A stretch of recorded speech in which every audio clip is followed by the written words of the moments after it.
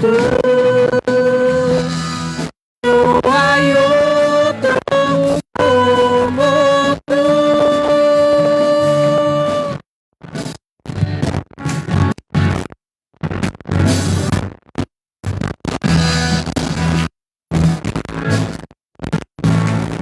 Como tú.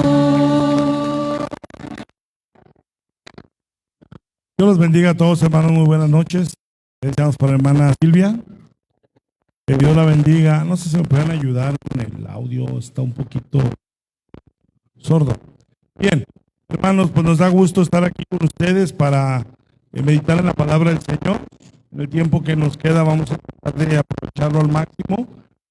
La carta a los Efesios, como les dijimos, revisando, no en el orden verso a verso, sino en los diferentes que vamos a estar viendo hoy. Una carta donde se habla mucho de temas espirituales. Vamos a buscar capítulo 4, versículo 30. Efesios 4, 30. Dice así: y no contristéis al Espíritu Santo de Dios, con el cual fuisteis sellados para el día de la redención. Leamos. Contristéis Santo de Dios, con el cual acompañe que el Señor bendiga en esta. Padre, bendito sea tu nombre. Gracias, una bendición, clamando iglesia por la vida de cada uno de tus hijos y de tus hijas. Gracias por quienes nos visitan, Señor, desde el mayor hasta el menor. Yo te ruego, Señor, que esta palabra, Señor, sea expuesta de tal manera que haga aquello lo que tú te has propuesto, Señor. Bendice a tu pueblo, háblanos a través de ella, Señor. Corrige lo que tengas que corregir. Quita, Señor, toda dureza de nuestros corazones y ayúdanos a comprender tu palabra, a valorarla, a atesorarla, para que nos enriquezcamos en ella, en Cristo Jesús, Señor nuestro. Amén y amén. Hermanos, siéntese, por favor. Uno de los temas que es necesario entender y aparece en todo el Nuevo Testamento es la doctrina del Espíritu Santo.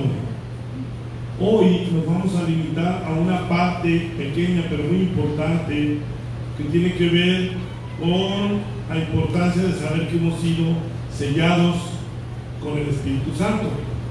Aquí nos lo dicen en la base bíblica y empieza diciendo que no lo contristemos. No contristéis al Espíritu Santo de Dios, con el cual fuisteis sellados. Está afirmando ahí una doctrina que cuando nosotros hemos escuchado el Evangelio y creído en él, hemos sido sellados con el Espíritu Santo. Es decir, que Cristo ha venido a nosotros por medio de su Espíritu Santo. Esto de no contristar lo podemos encontrar de una manera más, tal vez más legible. ¿Qué significa contristar? En 1 Tesalonicenses 5, donde el Señor dice en el verso 19: no apaguéis al Espíritu. Entonces, no contristéis al Espíritu, no apaguéis al Espíritu. Para que yo hable de contristar o apagar al Espíritu, es primero entender que el Espíritu del Señor está en mí. Si no estuviera en mí, no lo podría contristar o apagar. Una persona que no ha creído al Evangelio, una persona que no tiene a Cristo, no ha sido sellada con el Espíritu Santo. No aplica, no tiene ninguna aplicación para un inconverso esta exhortación de no apagar o no contristar al Espíritu Santo. Esto es estrictamente para los que han sido sellados con el Espíritu Santo. ¿Queda claro? Entonces es como cuando decimos, para resucitar primero tenemos que morir. Entonces, para hablar de apagar o contristar el Espíritu, primero tuviste que haber sido sellado.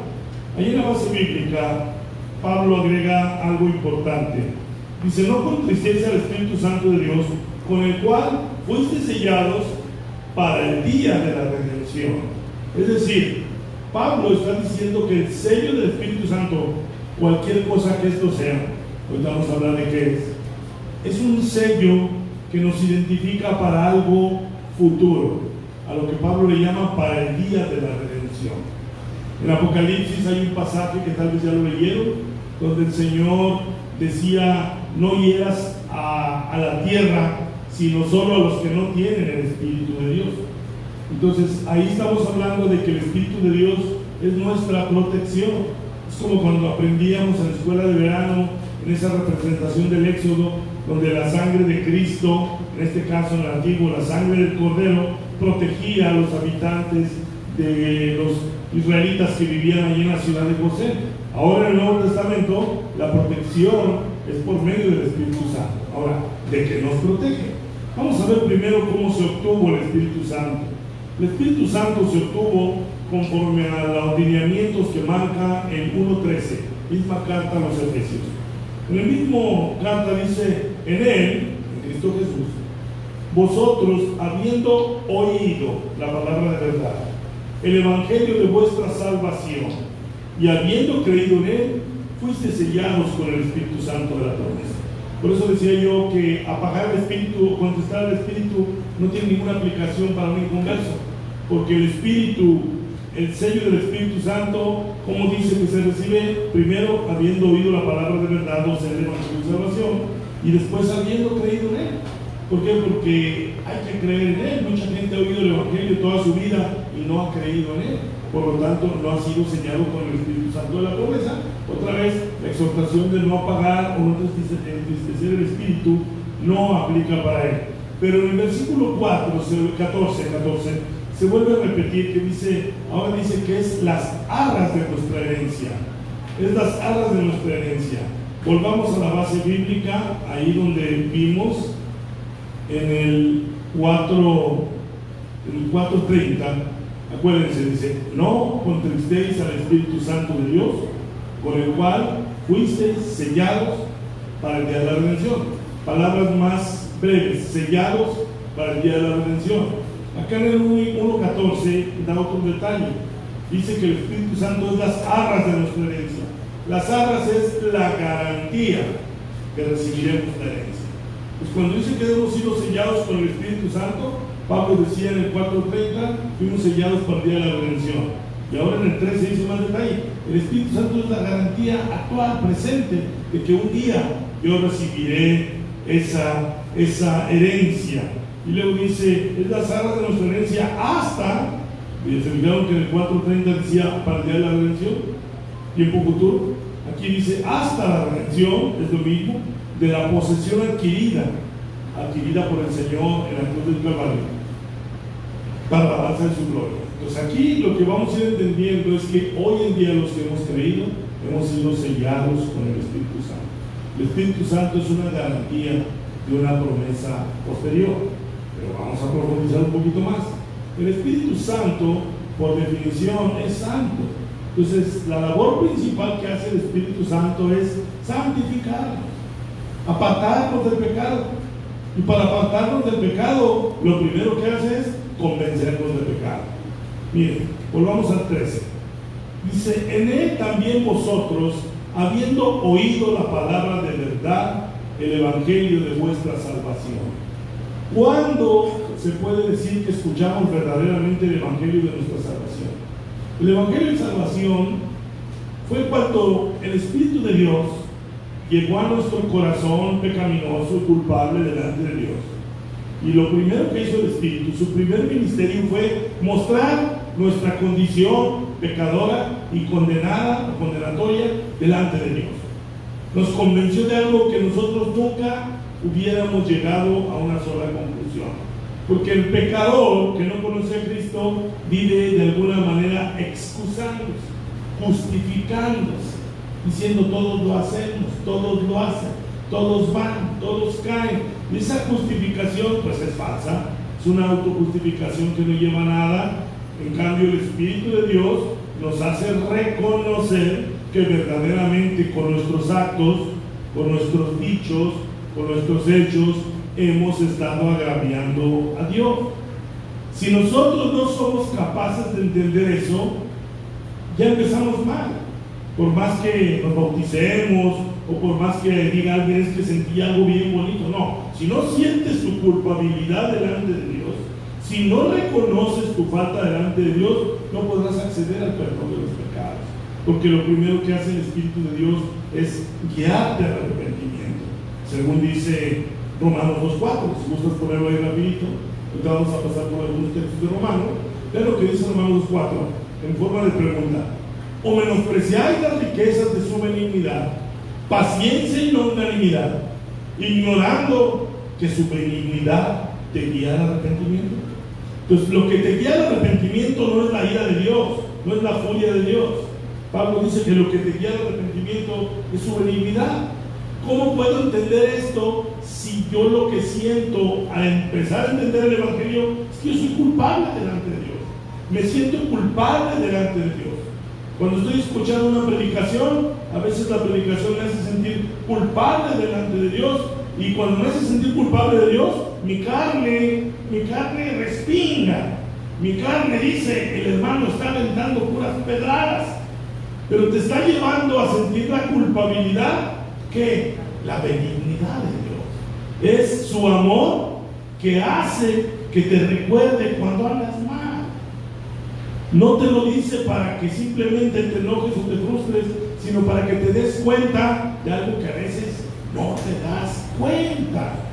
Muchas veces andas mal, pero estás cegado. Y aunque ya hayas recibido el Espíritu Santo, ya habías creído. ¿Por qué si ya habías creído, luego no te das cuenta que andas mal? Porque has contristado al Espíritu, porque has entristecido al Espíritu, porque has apagado el Espíritu. El Espíritu no se ha ido, sigue ahí, pero su voz ya no la escuchas, porque has dado crédito a voces contrarias al Espíritu Santo, que hacen que la voz del Espíritu Santo se apague dentro de ti. ¿Qué tiene que hacer el Señor? Volver a hablar a tu espíritu. Volver a hablar a tu espíritu, y es como si volvieras a empezar. Es decir, no estoy diciendo que dejes de ser creyente, o no estoy diciendo que pierdas la salvación, sino que cuando pierdes la comunión, hay que ser bien claros en una cosa y en la otra. Los cristianos perdemos la comunión por medio del pecado. Y se nota. El hermano anda de mal humor, no quiere colaborar, no quiere ni saludar, porque ha perdido la comunión con el Señor. Y podrá tener miles de excusas, pero es inequívoco cuando un cristiano pierde la comunión con el Señor. Anda de mal genio, anda de malas, es ofensivo, es agresivo, tiene comportamientos semejantes a los comportamientos cuando era inconverso. No es inconverso, no se desconvierte uno, pero sí pierde uno la comunión con el Señor. Habiendo dicho esto, vamos a entenderlo un poquito más. Vayamos a Efesios 1, por favor.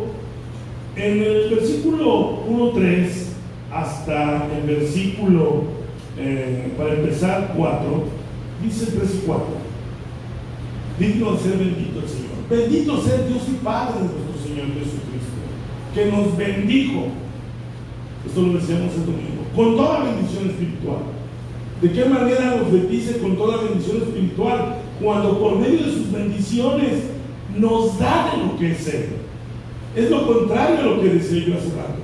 Cuando el Señor nos bendice con toda bendición espiritual, andamos alegres, inspirados, amamos la palabra de Dios, queremos que se nos siga predicando, no vemos el reloj, estamos atentos a ver qué quiere el Señor hacer. Fluyen las ideas, fluye la creatividad, fluyen las ganas de servir, porque nos ha bendecido con toda bendición espiritual. O sea, también se nota cuando un hermano está bendecido con toda bendición espiritual. ¿Sí se entendió el punto? Las dos cosas son totalmente notorias. Se nota el gozo, el convencimiento, la sabiduría, fluyen los dones espirituales. Dejas los malos modos, dejas las malas caras, dejas las murmuraciones, porque el Espíritu de Dios te está bendiciendo con toda bendición espiritual. Y todos los creyentes sabemos lo que es eso, porque todos los creyentes alguna vez, sobre todo al inicio de nuestra carrera, hemos sentido las grandes bendiciones del Señor, porque nos empieza a apartar del pecado. Su espíritu está pleno en nuestra vida, está, como quien dice, estrenadito en nuestra vida, y no nos pasa por nuestra mente pecar ni por un momento. Tenemos bien sensible la relación con el Señor, al grado de que de inmediato decimos no a cualquier insinuación al pecado. De inmediato detectamos que lo que viene delante de nosotros es pecaminoso y va a ofender a Dios, y estamos tan plenos del Espíritu Santo que no dudamos en decir: me aparto de esto. No así cuando hemos perdido la comunión con el Señor.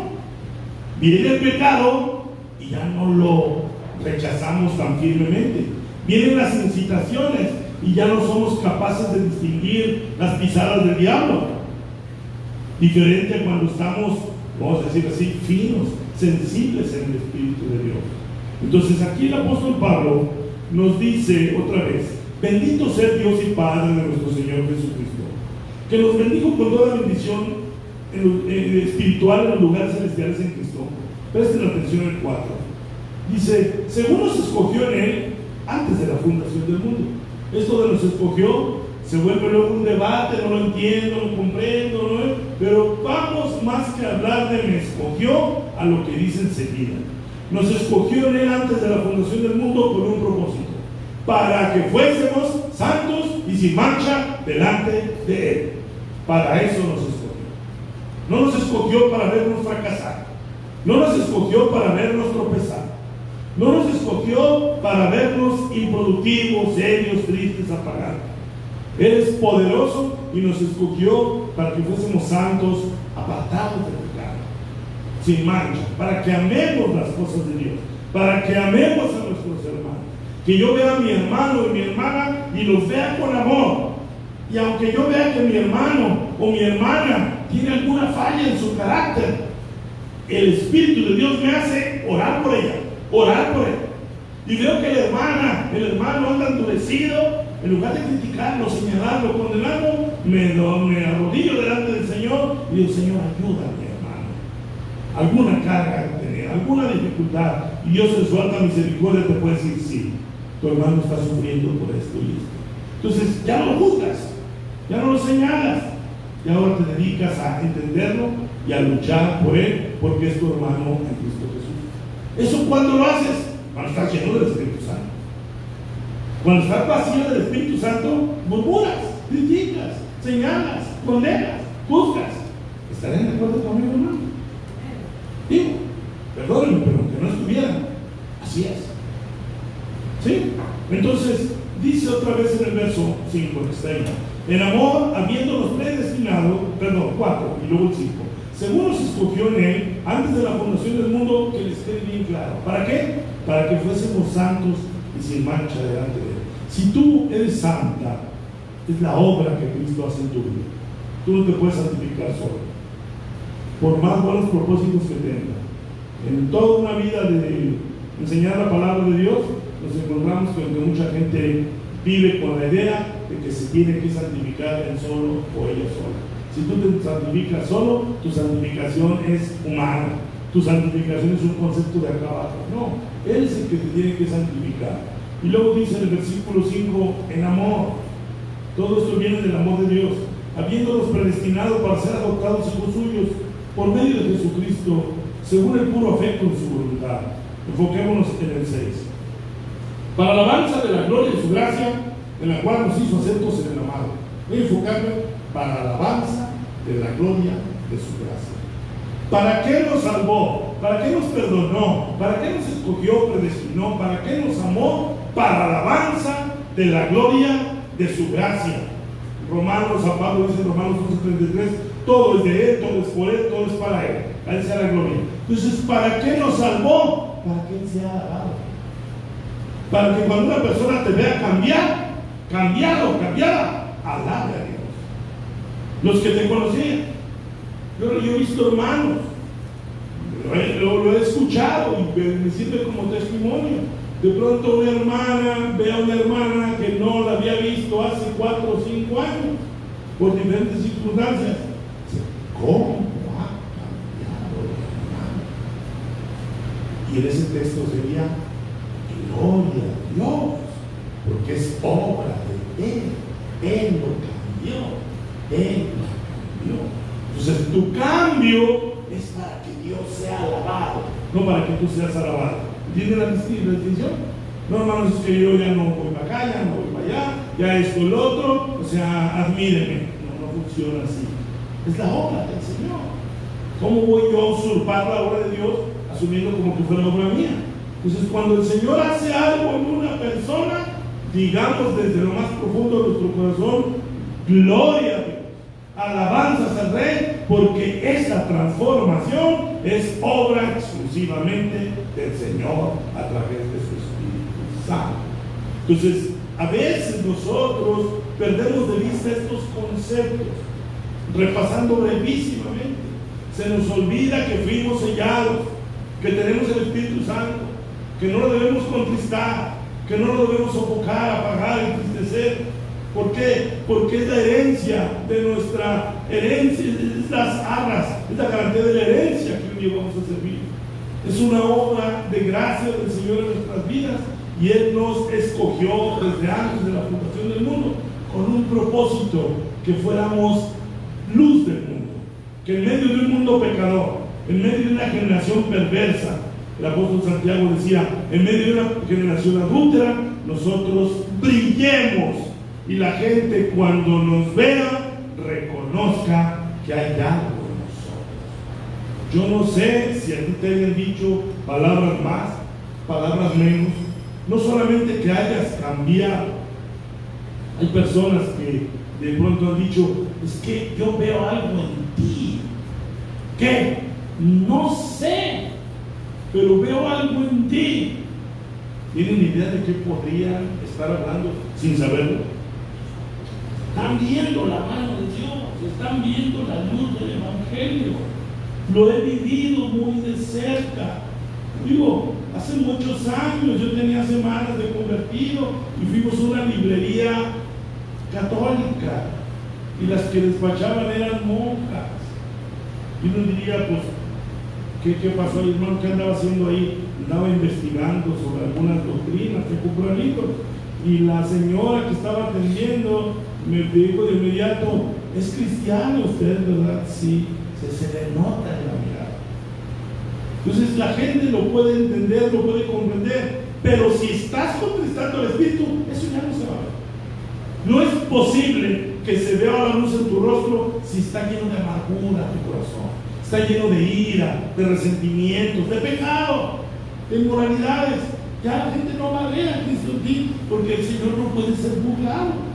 El Señor no puede ser burlado. Si tú estás agradando a Dios, el Señor lo sabe, por supuesto, pero lo va a notar las demás. Y muchas personas se van a sentir inspirados por lo que ven en ti, pero que no suceda tristemente lo que también quiere ocurrir.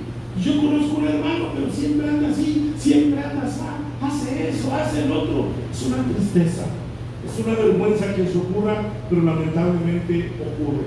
Nosotros fuimos escogidos para alabanza de su gloria, como está viendo ahí. Entonces, el Señor es alabado. ¿Para qué hace algo en ti? Para ser alabado. ¿Para qué te bendice? Para ser alabado. ¿Para qué hace cosas grandes en tu vida? Para ser alabado. Porque el Señor todo lo que hace es para su honra y su gloria.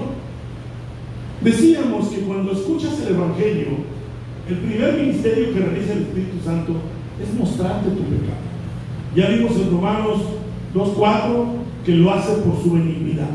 ¿Quién no te muestra tu pecado? Porque te odie, o porque te quiera exhibir, o porque te quiera avergonzar. Él te muestra tu pecado porque te ama.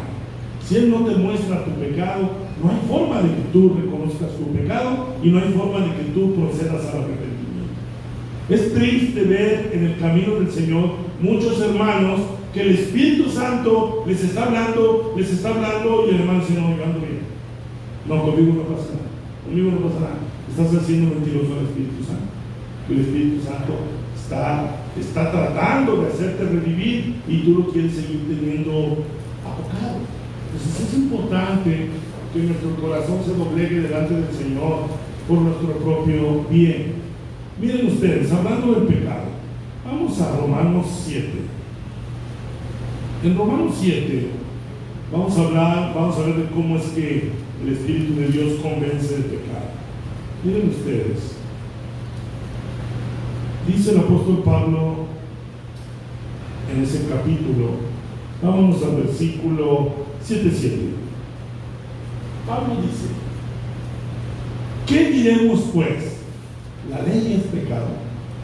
Mira, el Espíritu Santo hoy en día hace lo que la ley hizo en el Antiguo Testamento con los judíos.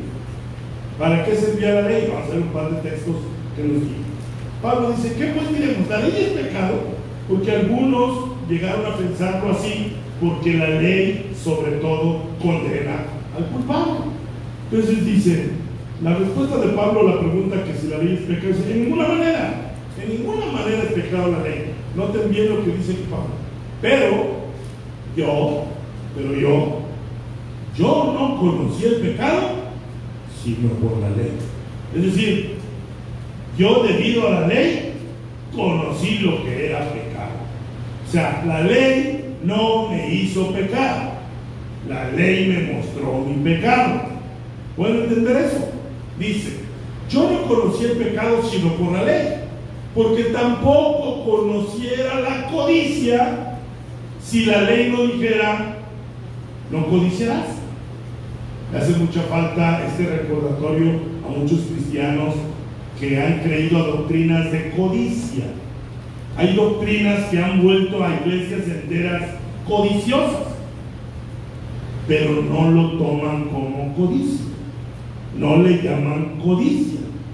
Dicen que están invocando al Dios de las riquezas, pero ellos deben saber que la ley decía: no codiciarás. Entonces Pablo lo que dice: yo a lo mejor codiciaba sin saber que estaba codiciando, o yo codiciaba sin saber que estaba ofendiendo a Dios. Entonces dice Pablo: porque tampoco conociera la codicia si la ley no dijera: no codiciarás. Ahora yo les pongo un ejemplo más puntual. Vamos a la ley. Busquen Levítico 19:16. ¿Qué dice ese texto? A ver, lo van a leer ustedes. 1, 2, 3.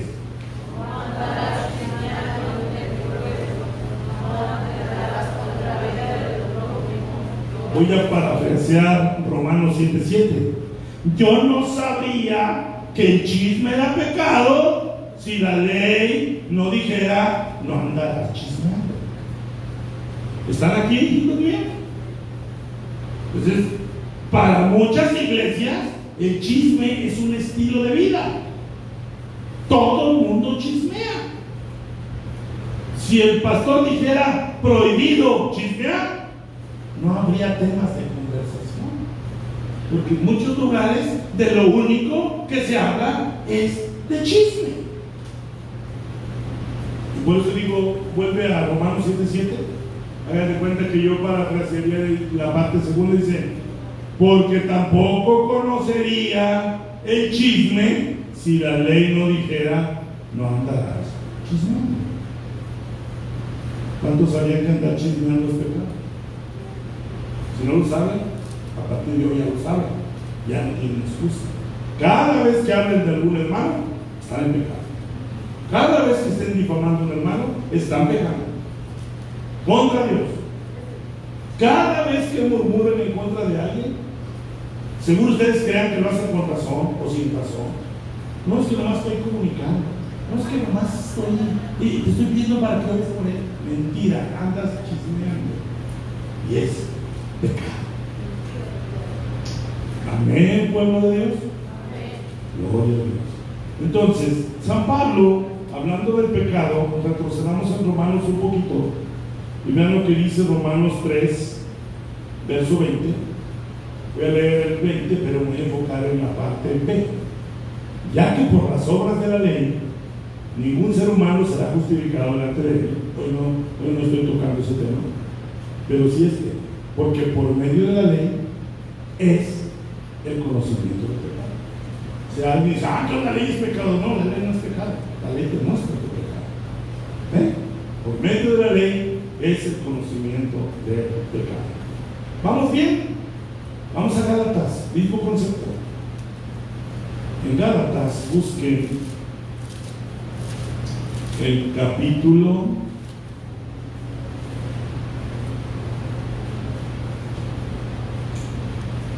3, versículo 19.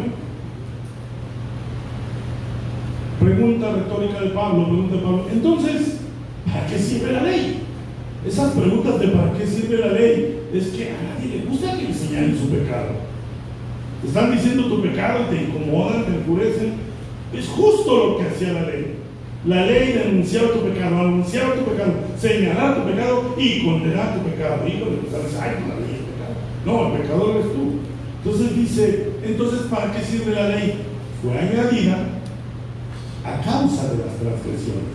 O sea, las transgresiones, los pecados existían, pero sin ley nadie podía decir yo estoy pecando, porque diría, ¿y contra qué estoy pecando?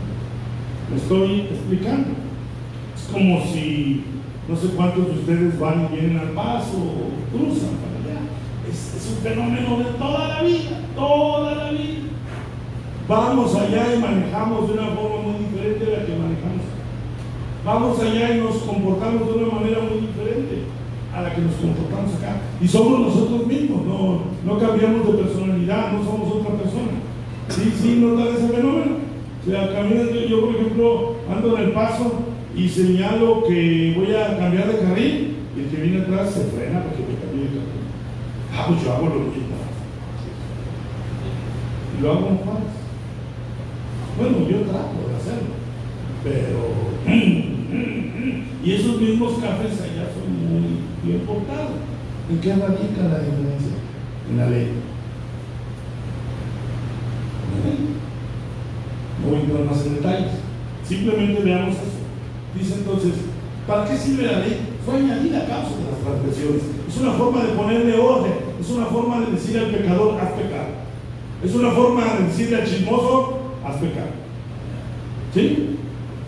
Haz pecado, haz pecado. Y cada vez que vengas con un chisme, haz pecado. Sí, y haz pecado. Y espero que cuando te vengan con un chisme, te acuerdes de lo que estoy diciendo. Y no le hagas con tu cara, sí, y luego, ¿y qué más? Y hasta agarran aire, estás pecando. Estás pecando, estás ofendiendo a Dios. Estás perdiendo tu comunión con Dios. Estás arruinando tu relación con Dios. Estás arruinando tu corazón, tu vida, tus pensamientos. Estás dando lugar al diablo solo porque estás practicando un pecado a sabiendas, en el caso tuyo, que ya se te dijo es pecado. ¿Cuántos están incómodos? Bien, pues vamos a Efesios, por favor. Bueno, antes de ir a Efesios, terminemos ese texto porque la parte B está muy interesante. Dice, ¿para qué sirve la ley? Fue añadida a causa de las transgresiones hasta, era importante ver esto, hasta que viniese la simiente a quien fue hecha la promesa y fue ordenada por medio de ángeles en manos de un mediador. Me voy a quedar con lo anterior. Dice, hasta que viniese la simiente. Es decir, la ley tuvo un principio y tuvo un fin. En ese texto, ¿cuántos pueden decirme si en ese texto pueden determinar que la ley tuvo un inicio? ¿Dónde en ese texto puedo saber que la ley tuvo un inicio? Un principio. Fue añadida. Fue añadida. O sea, no estaba. La ley no estaba. Estuvo después añadida. ¿A causa de qué fue añadida? A causa de las transgresiones. Pero en ese texto también puedes encontrar que la ley no llegó para quedarse. La ley tenía también una vigencia o una fecha de caducidad. ¿Dónde lo pueden ver? Hasta que viniese la simiente. Si no entiendes estas cosas, te van a marear los testigos de Jehová, te van a marear los mormones, te van a marear los apostólicos, si no entiendes esos pequeños detalles. Ese texto te dice que la ley no estaba, fue añadida, y que la ley ya no está vigente. Fue añadida hasta que viniese la simiente. ¿Cuál simiente? Vámonos a Gálatas 3:16. Contéstenme conforme al texto. ¿Cuál simiente? Cristo. ¿Lo vieron ahí? Ahora bien, a Abraham fueron hechas las promesas y a su simiente. No dice y a las simientes, como se hablase de muchos, sino como de uno, y a tu simiente, la cual es Cristo. Entonces, si yo te digo en Gálatas, donde estábamos antes, donde estábamos en Gálatas 3:19, dice entonces, ¿para qué sirve la ley? Fue añadida a causa de las transgresiones hasta que viniese, ¿quién? Ya acabamos. La ley fue añadida a causa de las transgresiones y fue establecida hasta que viniese Cristo. Estando Cristo, Cristo cumple fehacientemente la ley y ya no estamos bajo la ley. Es ahora el Espíritu Santo el que nos convence de pecado, porque estamos en un nuevo pacto. La ley ¿en qué forma era presentada? Físicamente. ¿En qué forma estaba presentada físicamente? En tablas de la ley, en tablas. Pero el profeta Jeremías profetizó que un día la ley ya no se daría por medio de tablas. Busqué en Jeremías 31:31. Dice: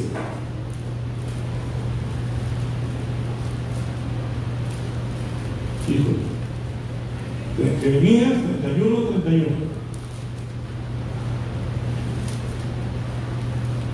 Va a ser que te vuelva a Gálatas 13, luego 19, porque perdemos el libro. Ahí estamos. Vamos a ver.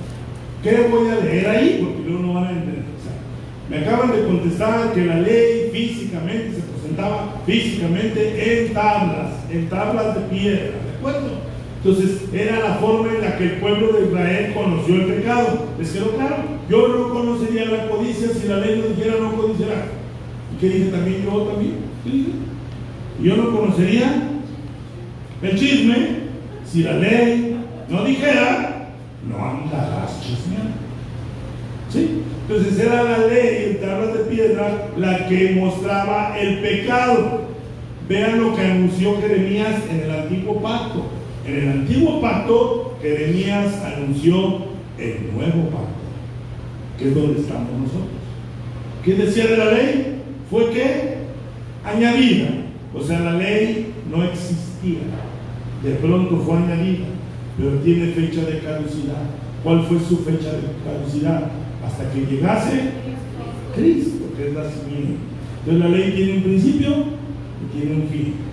Hoy la ley ya no está vigente. Aquí Jeremías habló cuando había de aparecer esa ley. He aquí vienen días, dice el Señor, en el cual haré nuevo pacto con la casa de Israel y con la casa de Judá. Seguimos. No como el pacto que hice con sus padres, o sea, no como el antiguo pacto.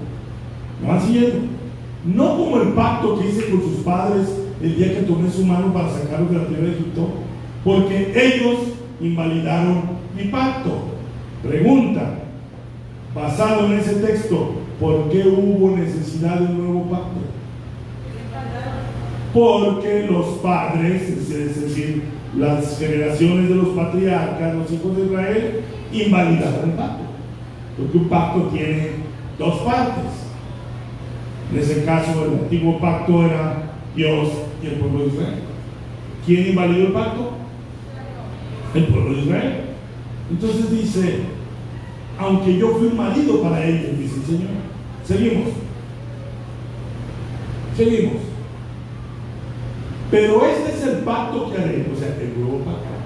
Este es el pacto que haré con la casa de Israel después de aquellos días, dice el Señor. ¿Cómo daba la ley antes el Señor? En tablas de piedra. ¿Cómo la va a dar ahora? Daré mi ley en su mente y la escribiré en su corazón, y yo seré a ellos por Dios y ellos me serán por pueblo. Lo único que le faltó decir a Jeremías es por medio del Espíritu Santo, pero lo vio así, que Dios daría su ley en nuestra mente y la escribiría en nuestro corazón.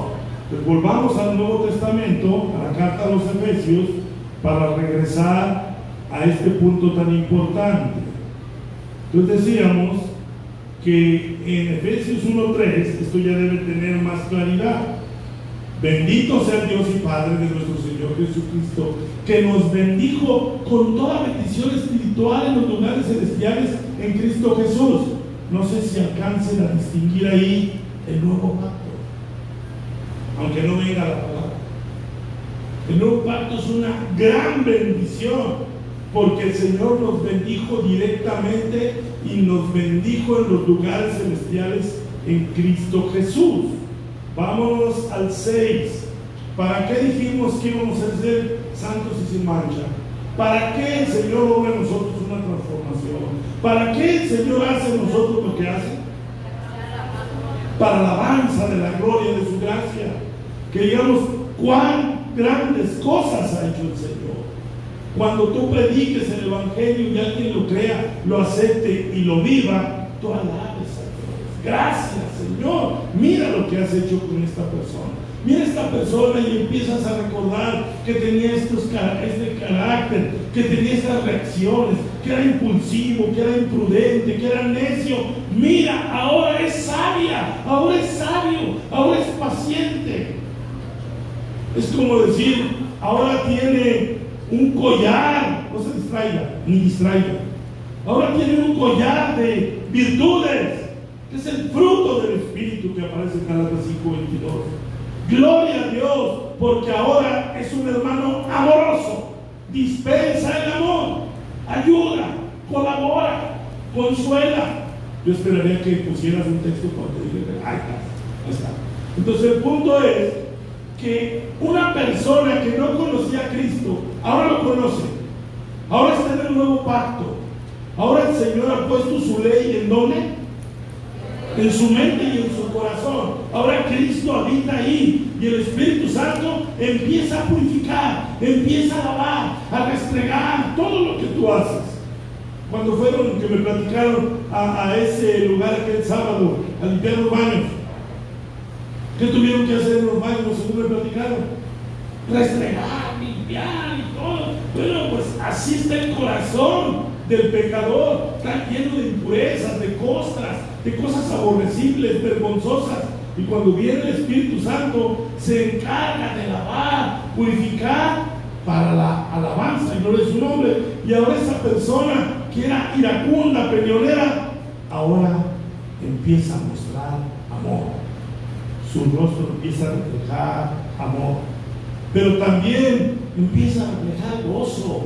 Ya no es esa amargura, ya no está esperando a que sea el día de pago para ponerse contento, ya no está esperando que los promuevan para sentirse reconocido y satisfecho, ya no está esperando que sea diciembre para recibir el amor de otros, poner un regalo, ya no está esperando que el día esté templadito, porque está el calorón y se pone de malas, está frío y se pone de malas, es lunes y se pone de malas, lo ponen a hacer algo y se pone de malas, le piden ayuda y se pone de malas.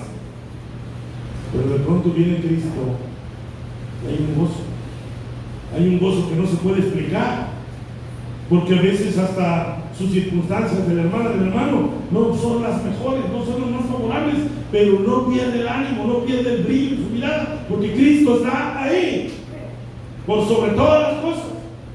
Pero si estamos apagando el espíritu, aunque estés en las mejores condiciones, no vas a ser gozoso en Cristo Jesús. Te va a pasar como una descripción que hizo en alguna época el profeta Ageo. Mira cómo Dios tiene para todos. Busque Ageo, en Habacuc, Sofonías, Ageo. Vean lo que dice aquí. Versículo 1:9 de Ageo. Buscáis mucho y halláis poco, y encerráis en casa y yo lo disiparé en un soplo. ¿Por qué? Dice el Señor de los ejércitos: por cuanto mi casa está desierta y cada uno de vosotros corre en su propia casa. Ese es un contexto del Antiguo Testamento, pero te lo voy a hacer neotestamental. El Señor dice: buscas poco y hallas poco, encierras en casa y yo lo disiparé de un soplo. ¿Por qué? Porque te has alejado de mí y andas nomás en tus negocios. Te has olvidado de servirme a mí. Has dejado de ponerme en primer lugar. Solo piensas en tus asuntos. Como resultado, si buscas mucho y tomas y tienes poco. Vean un poquito lo que viene acá. El versículo 6, vean cómo lo dice. Entonces, sembráis mucho y recogéis poco. Te pones a trabajar, trabajas, te doblas de turno, tiempo extra y el dinero sigue escaseando. Dice: coméis y no os saciáis, bebéis y no quedáis satisfechos, os vestís y no os calentáis. Y el que trabaja jornal recibe su jornal en saco roto. Es un fenómeno que existe cuando el alma está descuidada, cuando estamos alejados del Señor, algunos hasta disgustados con el Señor. No está la bendición sobre sus vidas. Y querida, aquí Ageo hablaba de las necesidades básicas, pero también yo hablo de lo espiritual. La persona se seca, se pierde esa gracia, pierde esa chispa. ¿Por qué? Porque anda muy ocupado en sus propios asuntos y se ha olvidado de su relación con Dios. La casa que debería construir en Cristo Jesús está abandonada, está en el olvido porque está distraído complaciendo a otros o complaciéndose a sí mismo en otras cosas. Reflexionen en eso, por favor. Volvamos al Nuevo Testamento. Estábamos en Efesios. Volvamos ahí, por favor, que aquí el aire me hace que batalle un poquitín, pero qué bueno que haya aire, ¿no? Prefiero que me haga batallar. Miren, vamos otra vez a Efesios. Ya casi llegué, ya estoy ahí. Bien, entonces veamos lo que dice el versículo 6 por tercera vez. ¿Para qué el Señor hace cosas grandes en nuestras vidas? Por favor, piensen en eso. Cada vez que tú das un paso hacia adelante, el nombre del Señor es glorificado. Cada vez que te estancas, el nombre de Dios no es glorificado. Cada vez que retrocedes, a veces el nombre de Dios es blasfemado. Cuando la gente dice: para ser como Él, para ser como ella, y nos da mucho coraje que diga eso la gente. ¿Verdad que sí? Da coraje porque ¿cómo le dijeron? ¿Cómo le dijeron? Va a ser como Él, va a ser como ella. La verdad es que hay gente que se dice cristiana y lo único que provoca es que el nombre del Señor sea blasfemado. Publica algo, sigues publicando lo que publicas en Facebook y publicas lo que publicas y el nombre del Señor es blasfemado por medio de lo que publicas, porque te haces llamar cristiano, y lo que publicas no le da ni una pizca de gloria al Señor. Al contrario, provocas que el nombre de Dios sea blasfemado.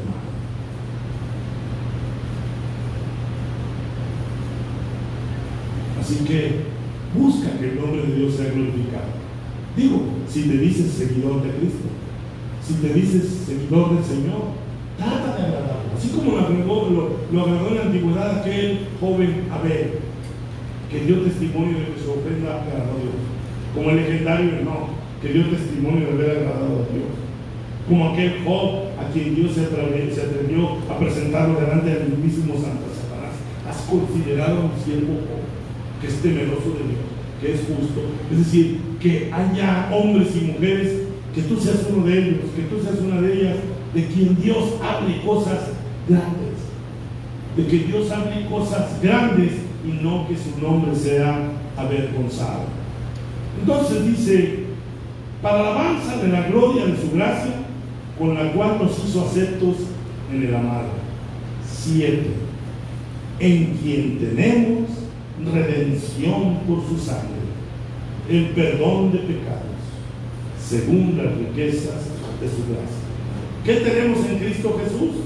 Tenemos redención por su sangre, nos compró con su sangre, tenemos el perdón de pecados según la riqueza de su gracia. Decía un antiguo autor: la iglesia de estos tiempos está despreciada. Si tú le dices a la iglesia de estos tiempos que todo lo que el Señor hizo por ti fue perdonarte tus pecados y librarte del infierno, se les hace poco.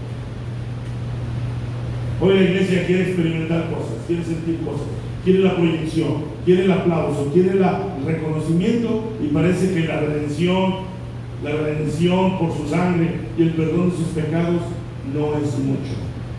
Va a llegar un día en que nos vamos a dar cuenta de que nos libró el Señor. Va a llegar un día en que podamos tal vez apreciar y valorar de qué nos libró el Señor. De la ira venidera. Cuando les hablé por semanas y meses del año 70 después de Cristo, los que prestaron atención, yo espero que valoren de lo que el Señor nos libró a nosotros y cómo desató su ira sobre los que invalidaron su pacto. Los destruyó hasta lo último, no dejó nada, y eso ya ocurrió en estos tiempos, en esta época. Entonces el Señor nos ha librado de la ira venidera, porque cuando el Señor desata su ira es terrible. Horrenda cosa, le decía el escritor de Hebreos a los hebreos, horrenda cosa, ¿se acuerdan? Es caer en manos de un Dios vivo. Pero para nosotros, bendito sea el Señor, que nos bendijo con toda la bendición espiritual en los lugares celestiales en Cristo Jesús, para la alabanza de su gloria, en quien tenemos redención por su sangre, el perdón de pecados. Habiendo dicho esto, regresando a la base bíblica, vamos a buscar el 30, que dice: no con tristeza del espíritu. Mira todo lo que te ha dado el Espíritu. Te ha ido perfeccionando, te ha dado paz, te ha dado gozo. Lo que decíamos del fruto del Espíritu, te ha dado paciencia, te ha hecho un ser más paciente. Aquella frase de que este hermano es mecha corta, que este ni le hables porque hasta miedo da, porque glutonea, porque espanta, ya no lo hace, ya es paciente. Ya escucha una mala noticia y la procesa. Ya escucha una crítica y la procesa. Y escucha algo y no respinga, porque el Señor le ha enseñado a asimilar las cosas. Y el cristiano de hoy y de siempre debería tomar este texto muy en serio. Vamos a decir por qué. Voy a agarrar vuelo desde un verso antes y termino hasta el 32 para que cerremos esta reflexión. Vean lo que dice, verso 29. Ninguna palabra corrompida salga de vuestra boca. ¿De qué hablaba Pablo al decir palabra corrompida? Bueno, aquí cuáles dirían: no digas malas razones. Es más que eso. Palabras ofensivas, indirectas, sarcasmos, burlas, palabras corrompidas que ofenden. Pero ¿a qué hora te ofendí? Ofendiste. O sea, nosotros en la iglesia estamos, por la misericordia de Dios, practicando cómo debemos comportarnos allá afuera. ¿Cómo nos debemos comportar allá afuera? Como luz, ¿sí o no? ¿Cómo debemos ser allá afuera? Un ejemplo. ¿Cómo debemos ser allá afuera? Debemos despertar la alabanza del Señor. Ya lo vimos, ¿no? Pero para despertar allá afuera todo eso, la práctica es aquí. Aquí no estás rodeándote o rozándote con un asesino. No están entre tus hermanos algún ladrón, asaltante, secuestrador, defraudador. Estás rodeado de gente que, como tú, trata de servir a Dios. ¿Sí me estoy explicando lo que voy? Tú no estás rodeado aquí de criminales. Y si no estás rodeado de gente perversa, mala, si aquí en la iglesia no hay alguien que quiera causarte estragos, ¿por qué no reflexionas que el Señor quiere que muestres aquí, para empezar, el amor de Cristo, el gozo del Señor, la paciencia, el dominio propio? Este es el mejor lugar para practicar. Estás con hermanos que están oyendo el mismo mensaje que tú. La misma exhortación que tú escuchas, la están escuchando otros hermanos. Y no es que el pastor la traiga contra uno en particular. Yo, mi responsabilidad son todos. Les tengo que predicar a todos, porque todos necesitan seguir avanzando. Entonces aquí el Señor quiere que aprendamos, dice Pablo a los tesalonicenses, a soportarnos los unos a los otros, tenernos paciencia, perdonarnos. El Señor Jesucristo dijo en sus enseñanzas: si tu hermano tuviera algo contra ti, existe la posibilidad. ¿Qué tal antes la posibilidad aquí en esta congregación que tu hermano tuviera algo contra ti? Yo pregunto, ¿a quién le está preguntando, hermano? A todos. ¿Cuál es la probabilidad de que en esta iglesia algún hermano tenga algo contra ti? De 0 a 10, ¿cuál es la probabilidad de que alguien tenga algo contra ti? Puede ser. Si la probabilidad de que algún hermano tenga algo contra ti, ¿qué dice el Señor que hagas? Ve con tu hermano, arréglate con él. No le andes contando tus penas a todos los demás, menos a aquel con quien tienes que arreglar las cosas. No va a funcionar, vas a empeorar las cosas. Estás desobedeciendo flagrantemente la indicación que dio nuestro Señor Jesucristo. Él nos dijo: si tu hermano te hiciera algo, ve y cuéntaselo a cada uno de los demás hermanos de la iglesia. Es un desastre hacer eso. Ve tú y él solos. Cabe la posibilidad de que no se arregle la cosa. Y el Señor dice: bueno, ahora tráete a 2 testigos para que conste. No se pudo. Híjole, pues a través del pastor, pues hermanos, tengo un problema en la iglesia. Sí, pero siempre andamos cuchicheando en el rincón. Y si no se arreglara, pues tenle por gentil y publicano, tenlo como que no es cristiano. No se quiere arreglar, pues yo no sé qué está haciendo aquí. Se me hace que es uno de la secreta, o sea, se me hace que es un intruso. No sé cómo le llaman en las embarcaciones, es un polizón, alguien que se coló y no debería estar aquí, pero aquí anda. Entonces, ¿qué es lo que queremos decir aquí, hermanos? De que dice: ninguna palabra corrompida salga de vuestra boca, ninguna palabra que pueda ser ofensiva a tu hermano o a tu hermana. Híjole, hermano, pues querrá que me quede mudo, dirán. Sí, pues si lo único a lo que estás habituado es hablar, sacando, como dijo el Señor, de la abundancia del corazón a la boca, si sacas puras amarguras, puros pesimismos, puras amenazas, pues la probabilidad de que ofendas a tu hermano sí es 10 de 10. Pero si tú cuidas deliberadamente el no ofender a tu hermano, ayudarla, verdaderamente ser de bendición, no habrá palabra corrompida saliendo de tu boca, sino la que sea buena para la necesaria edificación. O sea, Pablo no está diciendo ya mejor ni le hables, no hables palabras corrompidas, habla palabras que edifican. Porque alguien puede decir: ay, no, pues ya mejor me voy a hablar. No, el texto no dice que mejor te calles, no. El texto dice: no hables palabras corrompidas, pero habla palabras que sean buenas para la necesaria edificación. Entonces, cuidemos de entrada cómo nos expresamos, cómo decimos las cosas. Si tú andas de malas, primero pues ponte a cuentas con el Señor Jesucristo, porque si tú andas de malas y yo te pido tu opinión, santo Dios, no sé qué podría esperar. Te pido tu opinión porque no, es que el hermano no pide opinión, no me pidió su opinión. Pues mírate cómo andas. Si te pido tu opinión, vas a arruinar la sesión, porque primero tienes que arreglarte con el Señor. Y si tuvieras algo contra un hermano, ahí resuelve el conflicto. O sea, a mí me puede mucho en el corazón darme cuenta de que hay personas que andan cabizbajos porque son personas que escucharon los problemas de otros. A ver si me expliqué.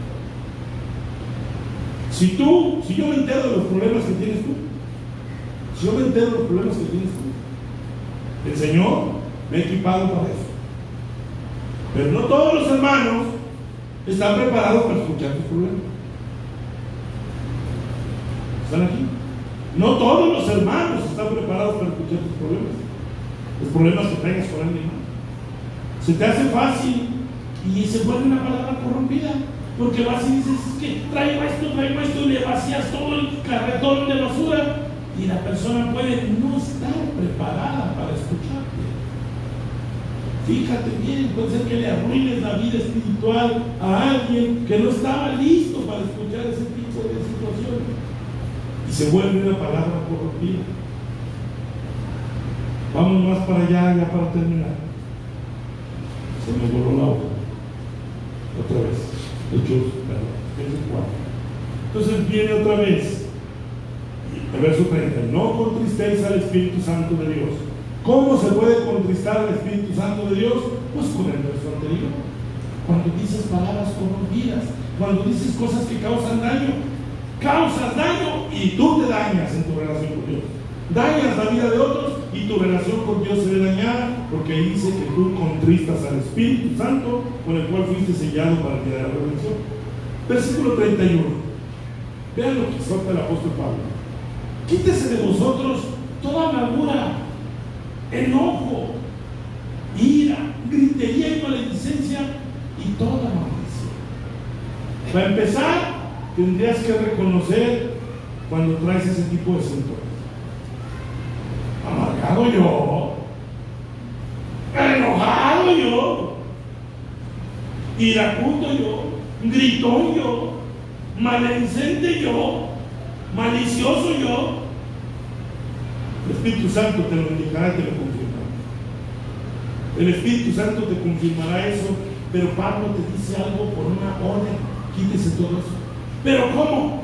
Pues que no dijimos que tenías el Espíritu Santo, que te ha bendecido con todas las bendiciones espirituales en los lugares celestiales. Echa mano de eso. No hay excusa alguna delante de Dios para que los hermanos vivan iracundos, amargados, peleando. Hay un poder supremo de Dios en ellos que les permite obedecer esa exhortación. Quítese de vosotros todo esto. ¿Me expliqué? Si tienes el Espíritu Santo, estás en condición de obedecer a esa exhortación. Quítese de vosotros toda amargura, todo enojo, toda ira y gritería, toda maledicencia y toda malicia. Si no se te quita, es porque no has echado mano del poder de Dios que mora en ti. Si tú aceptas y crees que el Espíritu de Dios realmente puede hacer cosas grandes en ti, y la palabra te dice, quítate esa amargura, quítate esa ira, es porque lo puedes hacer. Pablo no te está diciendo que lo hagas en tu carne, en tus fuerzas. Quítese toda amargura porque tienes el Espíritu de Dios. Si no contristas al Espíritu, podrás quitar de ti todo eso. Y finalmente, dice, antes, ser benignos unos con otros, misericordiosos, perdonándonos unos a otros, como Dios también nos perdonó a vosotros. No olviden que Pablo le está hablando a los hermanos de la iglesia de Éfeso. Y si Pablo le dice a los hermanos, perdónense, porque hay una profunda necesidad de perdón en la convivencia de la iglesia. Muchas personas que no conocen la vida de la iglesia dicen, caray, pero pues que no son brothers. Dicen, es que en la iglesia no debería haber problemas, no debería haber esto, no debería, esa es tu idea.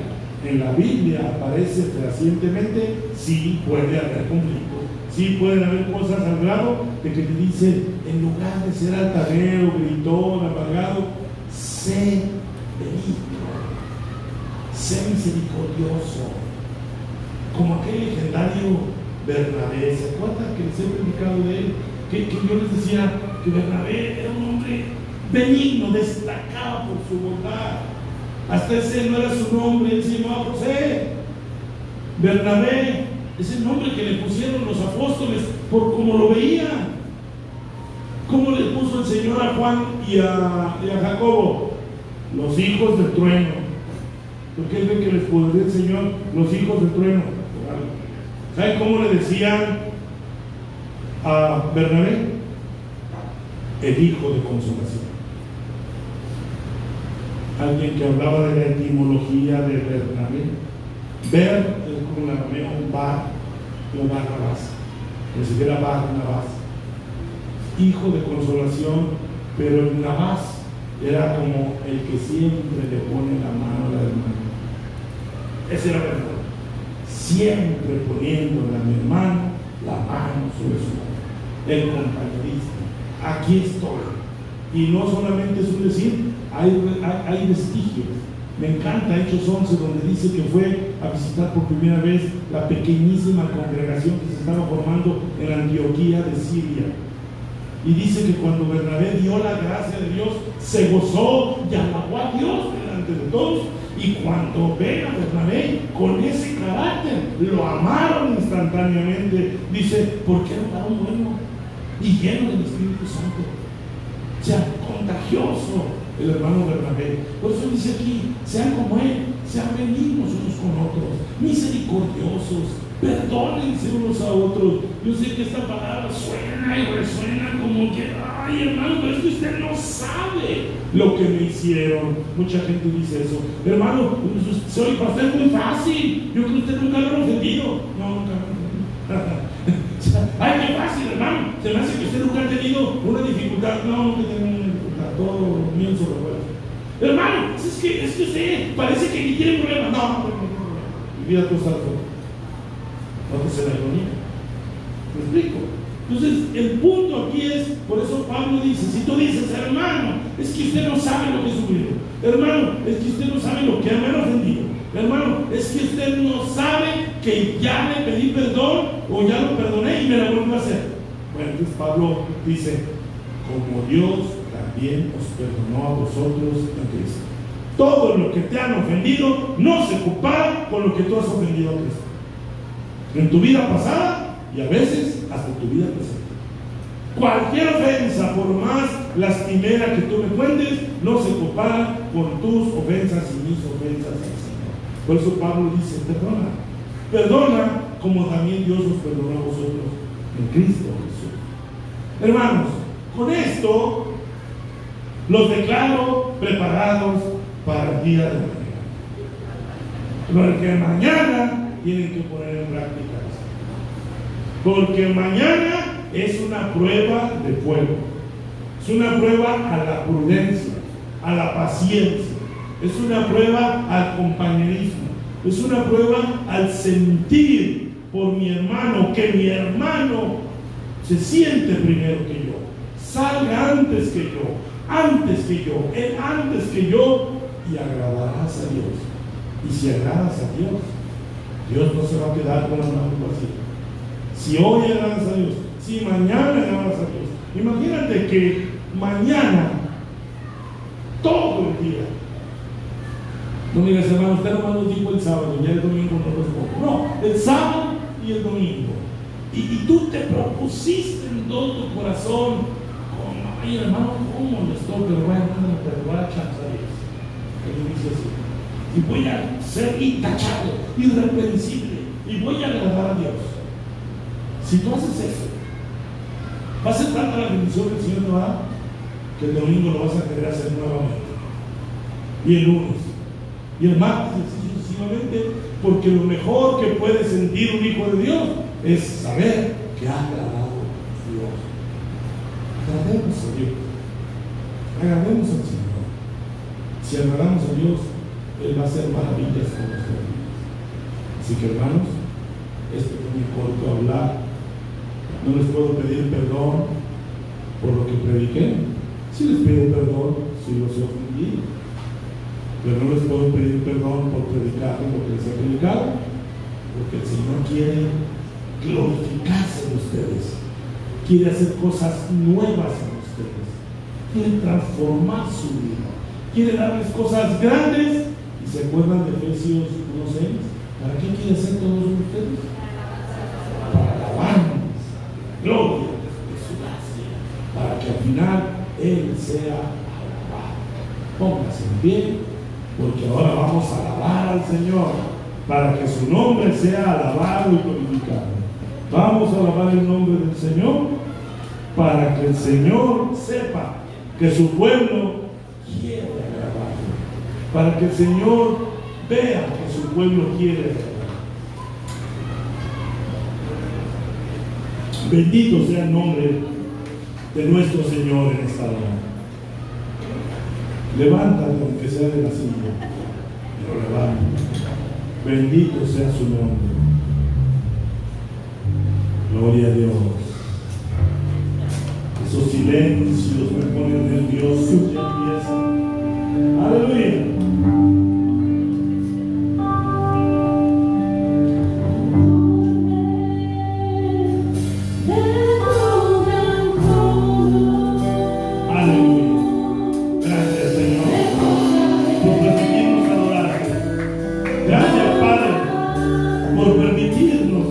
Estamos delante de tu trono. Nos estamos acercando delante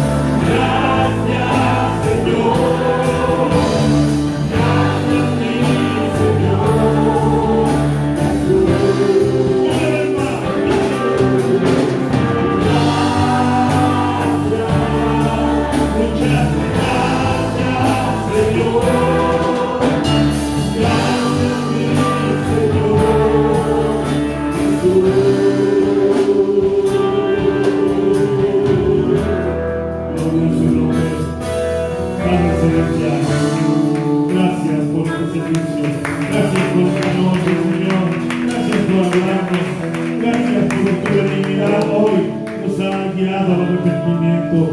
Gracias por este pueblo. Gracias también por los que están en casa presenciándolo. Padre, así como ya lo pidió mi hermana, mis hermanas, Señor, te pedimos que no nos dejes, que estés con nosotros mañana, de principio a fin, Señor. Que tú, Señor, seas nuestra guía, que tú seas nuestro gozo, que tú seas nuestra victoria, que nos ayudes, Padre. Vamos a ir hasta allá, pues queremos que valga la pena, queremos retirarnos del ajetreo, queremos retirarnos de la rutina para ir a buscar tu rostro. Ayúdanos, Padre, desde que nosotros lleguemos ahí, ya estés tú ahí, Padre, preparando un lugar, santificando ese lugar, Señor, que es un lugar donde se hacen muchas cosas que a lo mejor no son de tu agrado, pero mañana vamos a hacer cosas para tu agrado. Mañana va a ser casa de oración. Mañana va a ser casa de oración y puerta del cielo, porque ahí vamos a estar nosotros y porque ahí vas a estar tú, Señor. Yo te pido desde este momento que nos guardes y nos bendigas y que sea una actividad inolvidable, donde muchos reanuden su relación contigo, donde muchos se reconcilien contigo y donde muchos comiencen su caminar contigo, Padre. Te lo ruego y te lo pido en el nombre glorioso de nuestro Señor Jesús. Amén y amén. Aleluya. Gracias, hermanos. Vamos a despedirnos muy contentos, dense la mano los unos de los otros y primeramente Dios, aquí nos vemos mañana a las 8:30. Gracias. Gracias.